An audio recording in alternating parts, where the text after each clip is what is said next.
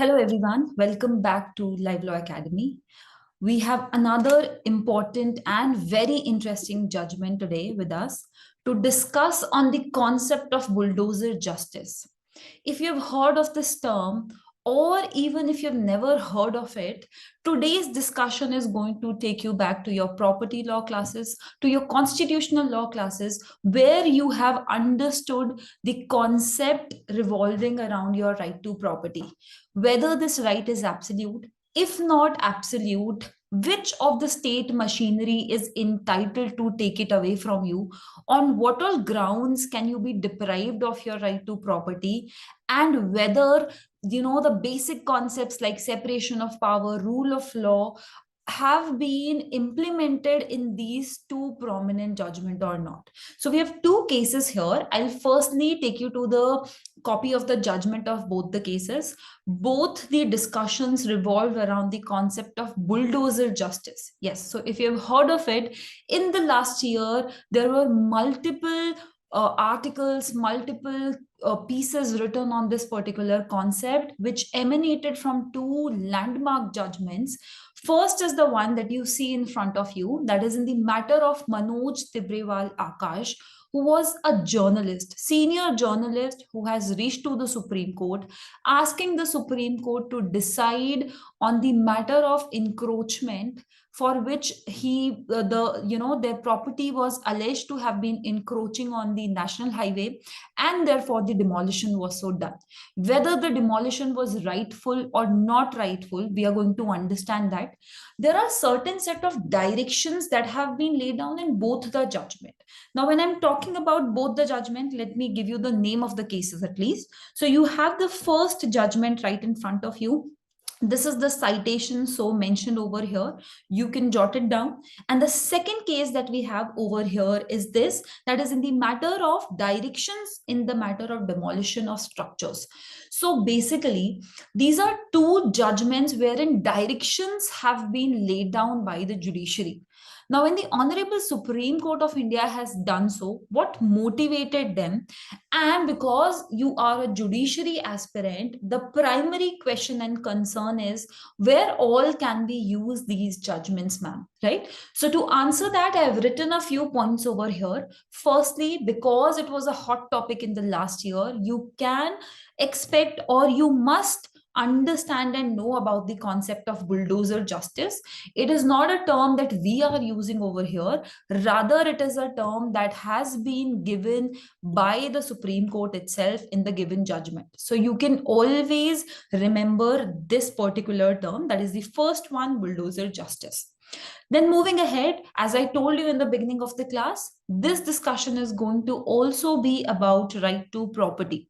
Right to property, which includes right to shelter, which will be covered by the discussion on Article 21 as well as Article 300A.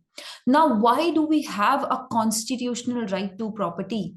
The judgments highlights and say that we can't put them as dead letters.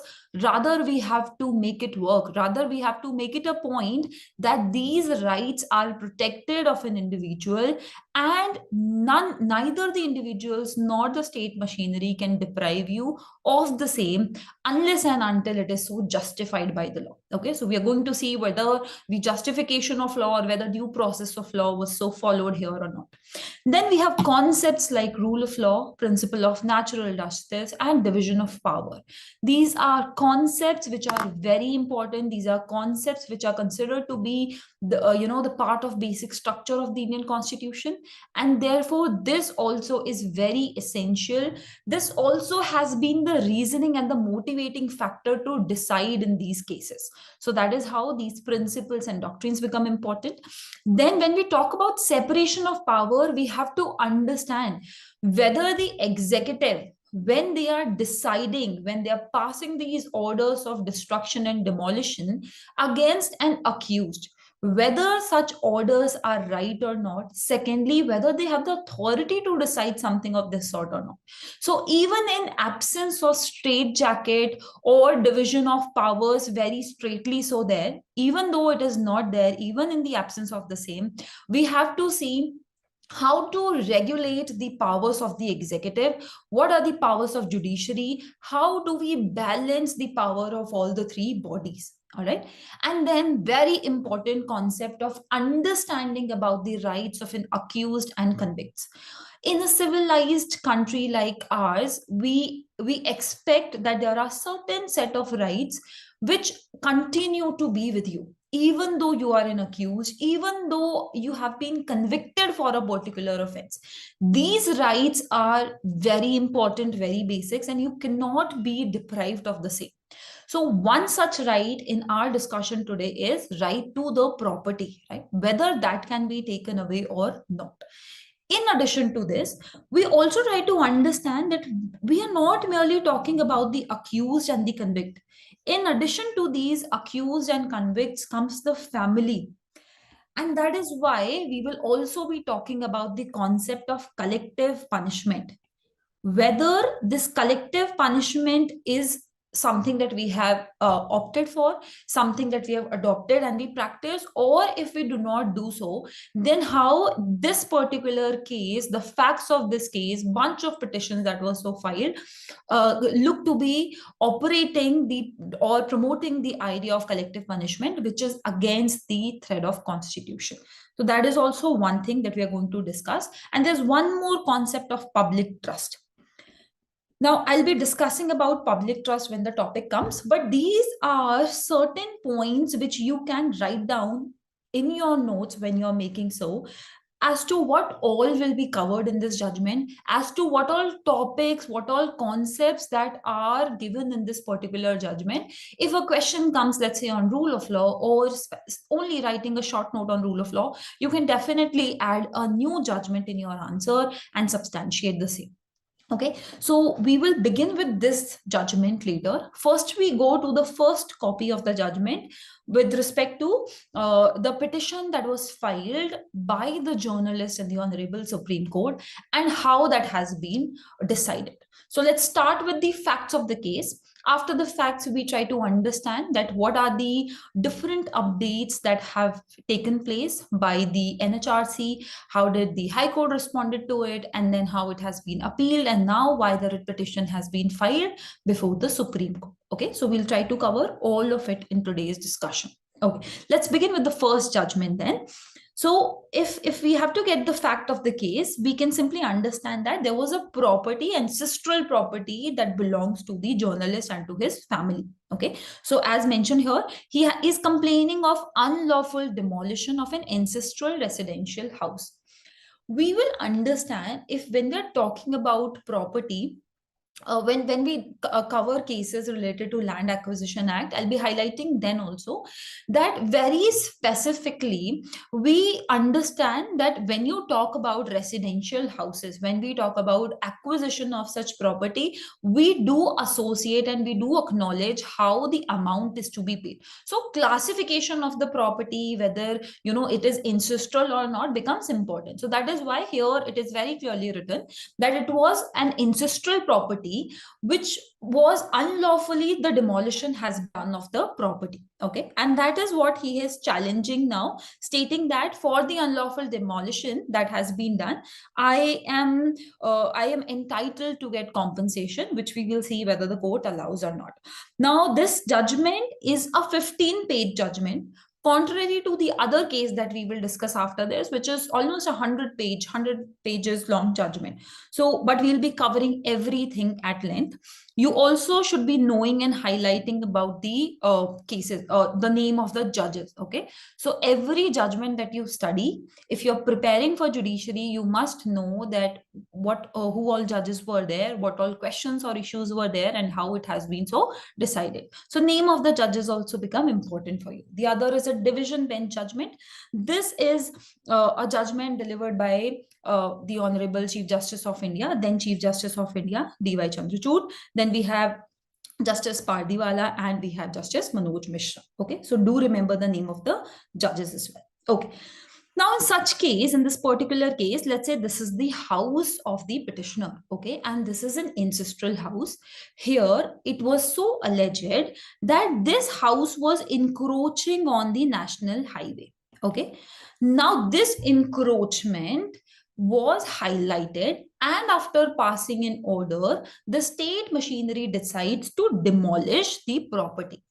Now, the demolition was done, which is absolutely fine, but whether it was done for the actual land or was it done to beyond the extent of the encroachment, yes or no? Okay, so let's say that this part was the encroaching part, and I'm highlighting the red part, which suggests that it was the demolition was done for beyond the encroaching part. So actually this was up to only 3 meters, and the demolition was done up to almost 8 meters.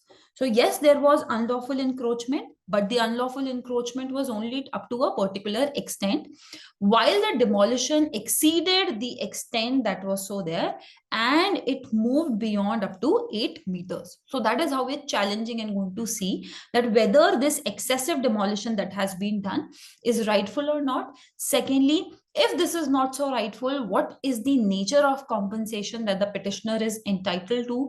And thirdly, what are the guidelines and what is the direction that the Honorable Supreme Court has given in this case for regulating or for the state machinery to understand, to follow in the future cases where they are actually expanding the national highways or roads, right? So this is all that we are going to understand, and this is what has happened here, that the demolition has been done beyond a particular limit which was not so authorized even by the order that has been passed. Okay, so this was the order the government of India sanctioned, that we have to widen the existing road.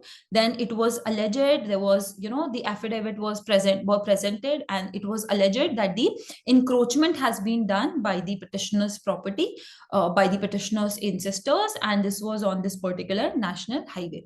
Now, the state also directed to remove the encroachment, but how was this particular notice given to the petitioner and to his family is something important that we have to understand. Okay, so it very clearly says by beat of drums. So basically, the petitioner and the family were informed about it by way of loudspeakers.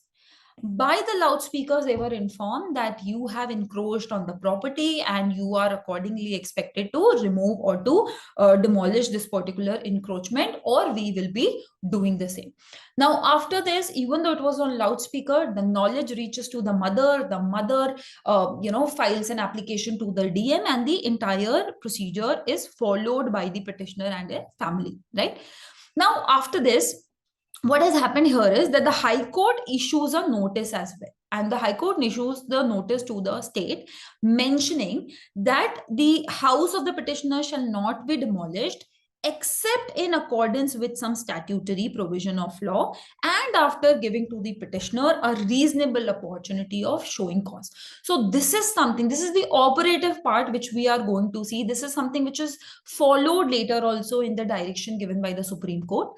Firstly, they say that we have to follow due process of law, right? So accordingly, if the statute allows you to demolish the encroached part, you are expected to do that after following the provisions of law. Secondly, please provide a reasonable opportunity for show cause also. Okay, so whenever a situation of this sort occurs, the state machinery or the state authorities are expected to follow a particular procedure which is based on principle of natural justice, that you give notice to the party.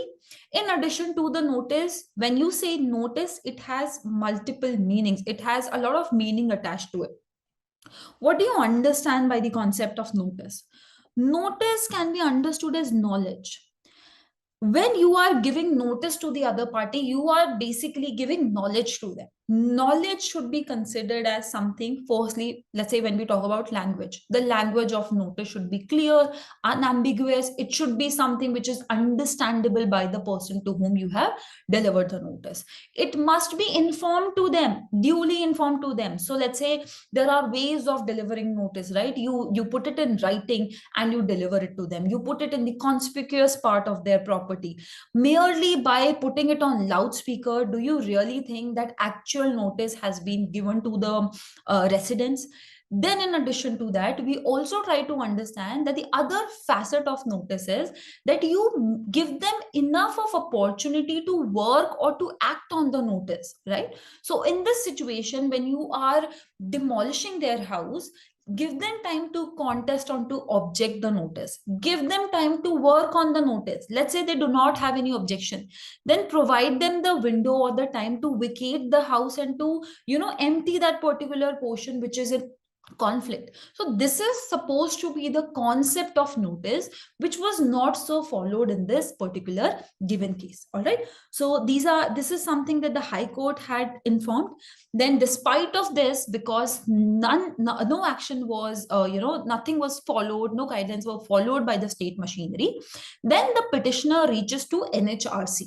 Okay, now if you understand about the working of NHRC is a statutory body. If you know about the statute from which NHRC has been established, please write it in the comment box so that others can know it, and we also get an idea as to whether you know the answer or not. Okay, so it is a statutory body. I've given you a hint. You just have to find out which statute establishes NHRC as a particular body. Okay, now when we talk about NHRC, there are certain limited number of members of NHRC, right? So how is NHRC expected to do these spot inquiries, investigation? That is where the act that I'm talking about tells by different provisions that NHRC is, they can seek help from the state machinery or from the state authority. So here a complaint was registered before NHRC. This is an important landmark case which has been dealt or inquired by NHRC. You can find various other important recent judgments and which are based on the inquiry submitted by NHRC. So if you are preparing for judiciary, you must know about the recent appointments done in NHRC, because the chairperson was very recently appointed in December last year, right? So you must know about that. You must also know about the powers and the structure of NHRC. And as I'm telling you, the NHRC can entertain your complaint whenever there is violation of human rights. Is the term human rights mentioned or defined in any law? So the law that has established NHRC also defines the term human rights. Okay, so if you are asked, you must know that NHR or human rights is a term that we have defined in our statute, and accordingly you can frame your definition for the same. Okay, so here, after the complaint was registered, they get into the spot inquiry, and after the inquiry, there are certain, result that has come before the NHRC, and the report looks like this. NHRC firstly highlights that there was no notice which was given prior to the demolition to the parties, and rather there was a public announcement made through the loudspeaker. So this is alarming, okay, because this is going to be the first concern of the Supreme Court to suggest as to how this prior notice is expected to be given. So we'll talk about this. The second is that this property was purchased back in time by the ancestors, and therefore the petitioner is right in alleging that it is an ancestral property. Thirdly, they also reveal, now if you see this particular part, the NHRC team revealed that the extent of encroachment on the government land was up to 3.7 meters in length, and the demolition to that extent was justified also. Okay, because if that was so allowed, that was the encroachment so done, it is definitely absolutely allowed for the demolition to be done by following the procedure, just and rightful procedure of demolition. But here the demolition has went or has exceeded beyond the extent of encroachment, and the actual demolition has been done up to from 5 to 8 meters, for which no compensation has been given. If you have violated the right of the petitioner and the family members, you are expected, the state is expected to compensate the party which they have not so done. NHRC also highlights the points that there were household goods that were still kept in the house before the demolition was done. So there was no time was given for them to evacuate. And this also gives an idea that, they were not even mentally prepared. Now, the question comes here right now is that how is all of this a concern for us? Firstly, this is a hot topic that you have seen or you must have seen in the last year. Various states were in news for such destruction, the executive passing the orders of destruction, taking law in their hands. Secondly, we also see that these judgments become important because they are giving you the guidelines and directions to work for in future. Now, why are these guidelines being given by the judiciary? Is the judiciary trying to make law? Yes. So we will see in the next judgment, we will see also that how separation of power works. And there are instances wherein we allow the judiciary. Okay. Do you know the provision? Do you know the article? Drop a comment in the comment section if you know about the provision of the authority from where the Supreme Court gets the right to give these guidelines for complete justice, right? So these guidelines have also been given in both the cases for different subject matter, and that is why these judgments become even more important for you. Okay, all right. So out of all of this, the NHRC had directed, and the NHRC also suggested the state to pay compensation of 5 lakh rupees and other remedies that they expected for the state of Uttar Pradesh to give. The state of Uttar Pradesh challenges this in the High Court, and therefore the petitioner has come to the Supreme Court asking for the remedy. So these are the factual matrix of the case. Then we come to understand the, what has been laid down or what has been decided by the Supreme Court to provide remedy to the petitioner as well as for it to be regulated in future. Before I get into that, I will take you through two paragraphs which are very important in this judgment because they are talking about how bulldozer justice is to be seen and whether justice from bulldozer is a window or is an opportunity available to the state authorities or not. Okay, so the first is the blue part that I have highlighted here. Before that, whenever we read judgment, we also see the scope.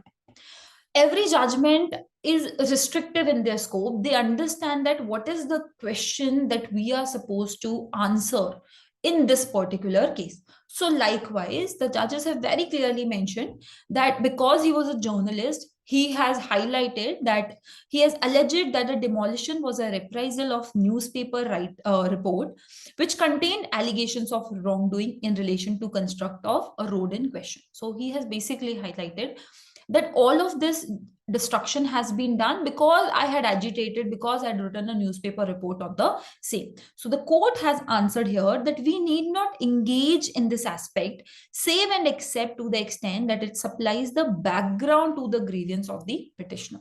Therefore, we understand the scope of this particular judgment, why, as to whether they are deciding on that whether this particular newspaper report that has been made has been the motivating factor or instigating factor for the destruction or no.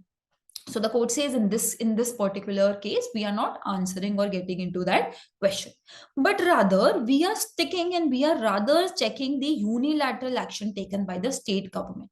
As I'm telling you that whenever the judiciary decides, okay, if let's say this order would have been passed by the judiciary would have, in a case, they would have heard both the parties, they would have taken evidences, and then they would have ordered that yes, this part appears to be unlawfully encroaching on the national highway, and therefore we decide that this should be demolished.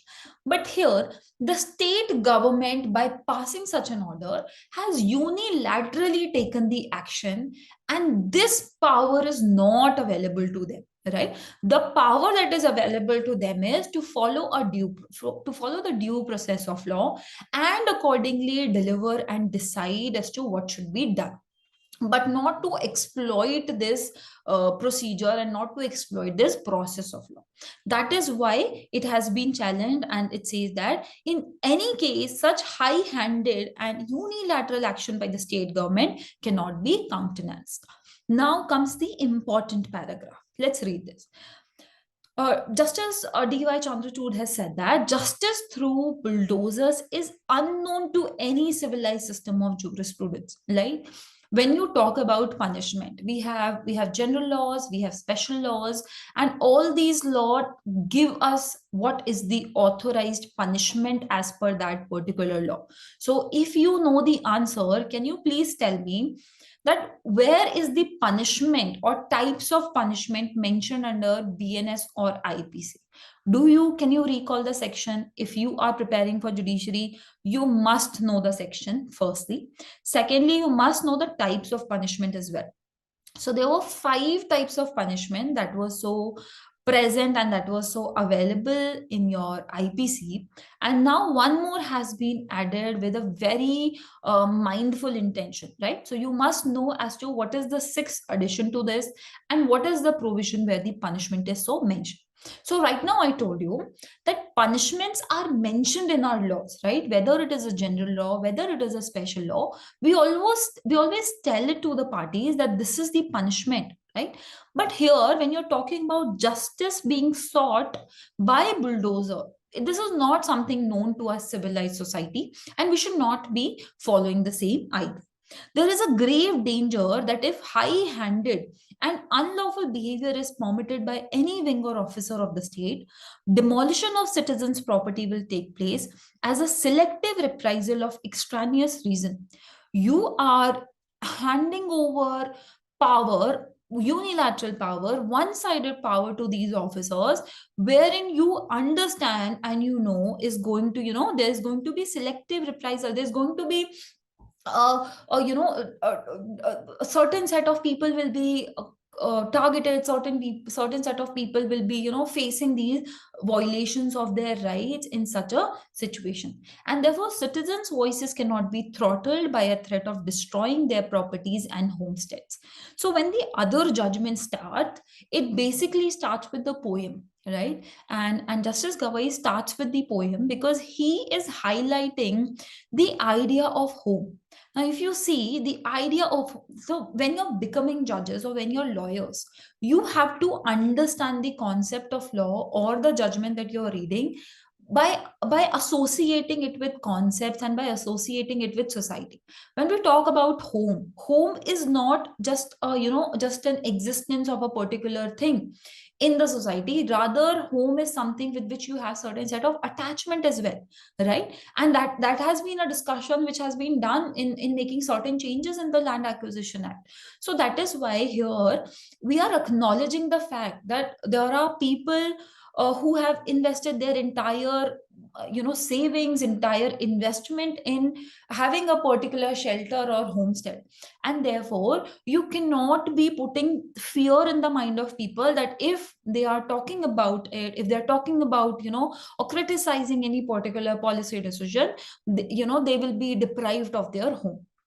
This also reminds me that you must also think about the idea of uh, the freedom that is required with respect to journalism, right? So because this is also something that has recently been discussed at great length by the Supreme Court, you must also understand about the freedom that is available for the journalist, for them to express their opinion, very much related to this case as well as other cases as well, right? So citizens should not be put in this fear, and therefore security must be there for a person to possess their homestead. So this is one important paragraph. Now the green one, okay?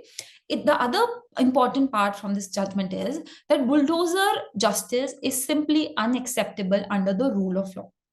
We are going to discuss rule of law in our next discussion, in the next case. But right now, here also we accept and understand that because this is not something which is coming from law. As I told you, punishments are mentioned in the law, right? If any remedy is being given, that the idea of that remedy is mentioned in law. But here, bulldozer justice is something which is absolutely unknown and strange to our civilized society. Secondly, if we allow and permit the same, it will be putting Article 300A and the right given to people under Article 300A into dead letter. So the concern shown by the XCGI is that if we allow something of this sort, where are we placing right to property of an individual? And that is very much relevant also in our discussion, right? So that is why it says that it will become a dead letter, Article 300A, and therefore we have to be very vigilant in assessing and demarcating and deciding the rights of individuals. Now, we have understood that what have been the facts, how the judges have looked at this particular factual matrix and decided that whether it is right or not. Now comes the part where we understand two set of directions. One is the general direction given with respect to road widening project. The judges have laid down certain guidelines. They say that whenever the state is preparing themselves for the road widening project, they have to ensure that these instrumentalities are fulfilled, or these requirements are fulfilled. Then in addition to this, they move to the second leg and they decide there that what is the remedy that we are required to give to the petitioner. The petitioner whose rights have been violated at such great length and great extent, we also have to decide their rights and the remedies that have to be given to them. So I begin with the first one, that these are the guidelines that are to be followed by the state in future with respect to the road widening project. The first part is ascertain the existing width of the road in terms of official record and maps. As we saw in this case also, we do not expect the state machinery to be at fault, and at that fault they would be demolishing certain property or taking away the rights of certain set of people. That is why firstly, ascertain with a very official record, with a very pertinent data, you have to find updated data, you have to find that what is the existing width of the road in terms of the official record. Secondly, carry out a survey also in furtherance of this, wherein you find as to whether there is encroachment or not. If there is an encroachment, provide a proper written notice to remove the encroachment. As we saw, in this particular case, do not just merely speak it on the loudspeaker, put it in actual knowledge of the person and let them act on such notice, right? So if there is an encroachment, put a proper and written notice and provide them the window to remove the encroachment. Then let's say the person is objecting. Now we have to decide on the objection. Okay, and let's say I object and I say that okay, this is not encroachment, and the national highway is not supposed to be was not supposed to be passing from here, and I have entitlement to this property. Whatever objection I am raising, being the owner or the occupier of the property, in such a situation, it is for the state machinery that they're supposed to decide on the objection. Okay, so you decide on the objection, and if you're denying them of whatever they are objecting for, then pass a speaking order. Whatever you are denying, always put reasons to it for them to understand as to why the such denial has been done. And all these are things which are not only part of this judgment. This is the idea of principle of natural justice. If you have studied administrative law, you must have studied about what is notice, how is notice supposed to be served, what are the requirements, and one such requirement is for you to be given that window. And secondly, if there is any denial, the denial must be well reasoned. Okay, so this is also told. Then you have to, if any objection is rejected, you are supposed to provide a reasonable notice to the person to whom this is again rejected. Okay, then the state is supposed to acquire and ensure that the acquisition is done as per the law. Okay, whenever you are doing these road widening process, the court says that if the road is not sufficient to accommodate the widening road, there must be steps taken by the states to acquire. We acknowledge that the states have this power, but it must be in accordance with the law and nothing beyond the law, nothing which is not so allowed by the law. So these are guidelines that have been given in future for the days to come. The judiciary has decided that this is what the state machinery is expected to follow. Now comes the part as to what is the remedy given to the petitioner. So as we see, the remedy of punitive compensation. Now, if you are aware, the idea of compensation firstly is to provide you remedy with respect to the actual damage that has happened. So if somebody asks you what is compensation, you first and foremost answer would be that whatever wrong or loss has happened to a party, we restore them, right? So whatever actual damage has happened, you try to restore them. But here the term, the adjective so used here is punitive compensation. Now, punitive is something different. Punitive means penalty based, right? So here, punitive compensation means that you are giving the compensation, one, with an idea to restore the person with whatever loss and damage has happened to them, but at the same time also to penalize the act done by the state body. So that is why the term punitive compensation is so referred here.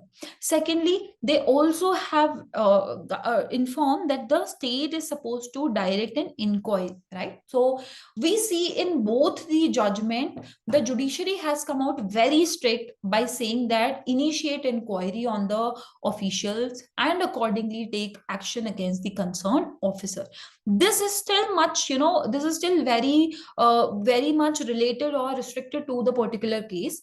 In the other judgment, you will find that how the judiciary has said the officers will have to pay from their pocket. The officers will be considered that for prosecution as well as for contempt proceeding. Therefore, it becomes very important, and this is one way of bringing checks and balancing as to the conduct to be performed by these officers.